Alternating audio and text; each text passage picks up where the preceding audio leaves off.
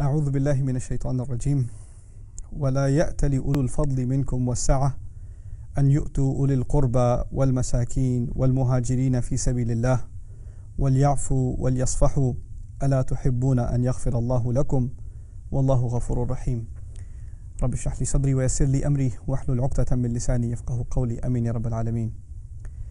In Surah An-Nur, Allah talks about a terrible controversy that took place in the time of the Prophet ﷺ, one of the most painful events in his life. And that was when the mother of the believers, Aisha radiallahu ta'ala anha, was accused of wrongdoing. And in the middle of that scandal, not only were certain very dubious individuals involved who tried to create that scandal among the hypocrites to demoralize the Muslims and to somehow be able to attack the integrity of the Prophet ﷺ. But also at the same time, there were people involved that weren't hypocrites, but they just got caught up in the scandal, in the heat of it all, and started saying things about our mother also. Among them were people that our beloved Abu Bakr as-Siddiq radiallahu ta'ala anhu used to financially support, actually related to him also. So this was family accusing his own daughter of wrongdoing. Now, first thing I want you to do is appreciate the position that Abu Bakr is in.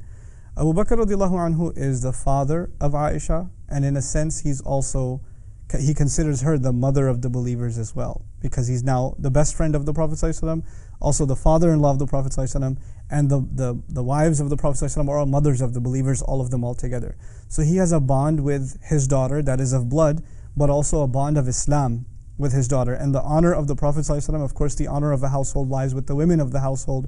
So the honor, when that's being challenged, it's the honor of the Prophet ﷺ being challenged. So our beloved Abu Bakr as-Siddiq radiallahu ta'ala, who is so deeply offended by what has happened, and he's so deeply hurt by it that you and I can't imagine that pain.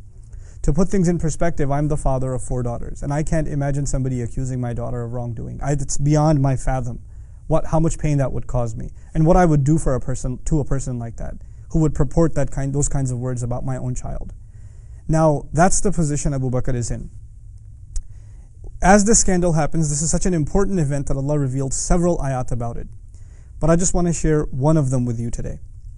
Allah is talking to Abu Bakr as-Siddiq, but indirectly. And He says, "La وَلَا يَأْتَلِ أُولُو الْفَضْلِ مِنْكُمْ وَالسَّعَةِ." Those that possess favor and possess, sa'a means expanse, which is literally saying that Abu Bakr as-Siddiq is financially well off, he's capable, but also actually suggests, because Allah didn't mention mal directly, He's suggesting that he's a person of a big heart. He has a lot of favor to offer. He's a kind-hearted person.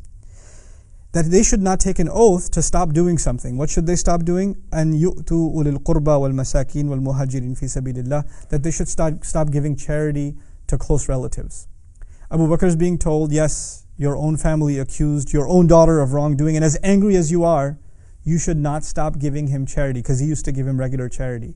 And the anger of Abu Bakr was not that I'm going to kill this guy, but his anger was, I'm going to stop giving him charity. He was not going to say a bad word to him. He wasn't going to curse him. He wasn't going to kill him. Nothing. His anger was that he'll stop giving him charity. And the ayah came and said, people that possess a big heart, they should actually consider not discontinuing their charity. Now I want you to think about who just got accused.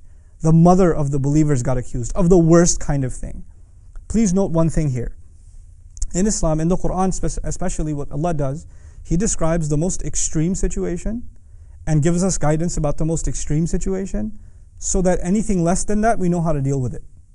Because if Allah gave us normal circumstance and told us how to deal with that, we would be able to argue, well, this is a normal situation and we need to deal with a more extreme circumstance. But Allah actually, in many cases in the Quran, describes the most extreme circumstance and gives us guidance on how to deal with that circumstance. So anything short of that is easy to manage. It falls under its umbrella. That's what's happened here. The mother of the believers has directly been accused of wrongdoing. Her chastity has been questioned. An unthinkable thing has happened. And it's happened within the family of Abu Bakr as-Siddiq. And then this ayah is coming down. And it's telling him not to stop giving charity. But the thing I wanted to highlight to you is, how is this person being described? I mean, the person that, made this accusation is at the end of the day still a Sahabi. He made a mistake. He got caught up in the controversy, but he's still a companion. How does Allah describe him in this ayah?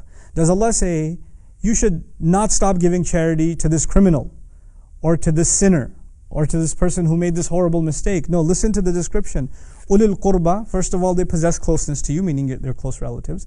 Wal masakin, and they're helpless, meaning clearly this person is in need of charity. Therefore, you should not stop giving them your charity.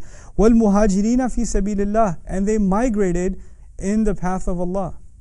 Allah is actually highlighting something amazing about this person, that he migrated from Makkah to Medina in the path of Allah. After all, it's a relative of Abu Bakr, he's from the Muhajirin, So he's come all this way, and Allah is highlighting his good. Even though the context is what he did wrong, Allah himself in the ayah highlights what is good. In other words, Allah is making Abu Bakr as-Siddiq radiallahu anhu think about the good that this Sahabi has done. He migrated in Allah's path.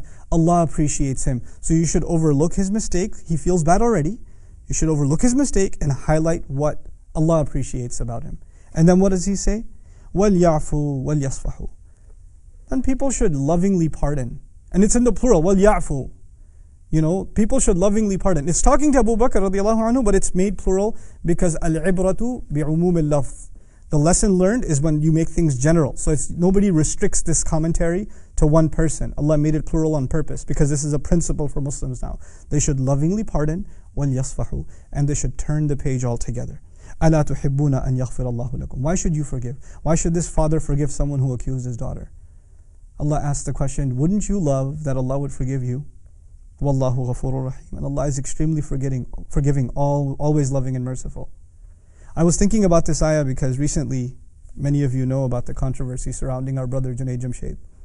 Some things he said that didn't sit well with people, felt like they were dishonoring the mother of the believers. And actually, my comments today have nothing to do with what he said.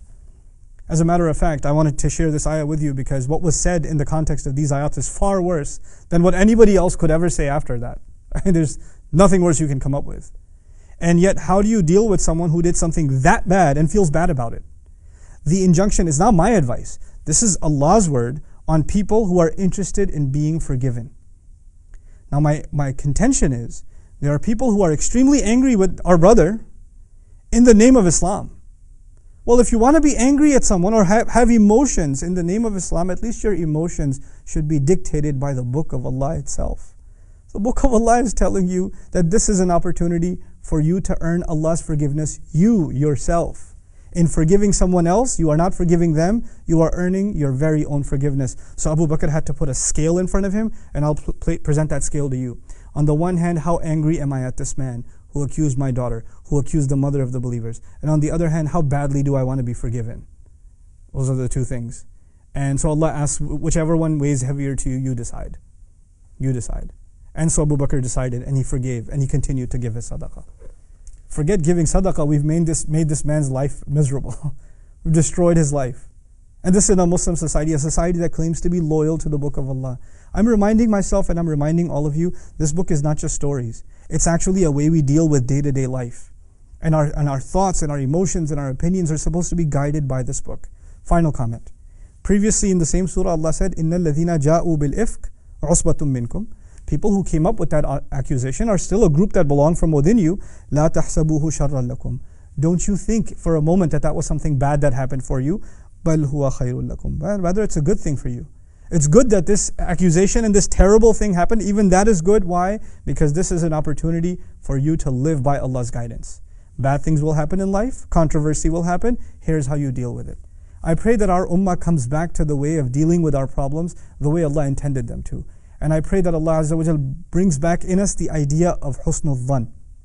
Why didn't believers think, I did say that was the last thing, but there's one more thing came in my head, so I'm just going to say it. You can cut it out later. لولا جاءوا عليه. Actually, Allah says, لولا إذ سمعتموه ظن المؤمنين والمؤمنات بأنفسهم خيرا. I love this ayah. When the accusation came, how come it wasn't the case that true believing men and true believing women, when they heard it, why wasn't it the case that they had better assumptions? In other words, quickly assuming that someone is guilty, that was the wrong thing to do. How come they didn't have a better opinion? But the language is what just blows me away. He says, bi anfusihim. Allah is saying when you have a good opinion of your fellow Muslim, it is actually a good opinion you have of your own self. The Prophet ﷺ told us the believer is a mirror of himself. Al-mu'min mir'atul muslim. Al-muslimu mir'atul muslim. The Muslim is the mirror to another Muslim. Allah is saying in this ayah that you having a good opinion of the mother of the believers, you having a good opinion of the other Muslim, that maybe he didn't mean this badly. Just having a good opinion, that is actually a reflection of what you think of yourself. This is not the other. This is my fellow Muslim brother. This is an extension of myself. I pray that Allah allows us to see the ummah as an extension of our own selves and gives us that genuine love that we're supposed to have for each other. Barakallahu li wa lakum. Assalamu alaikum wa rahmatullahi wa barakatuh.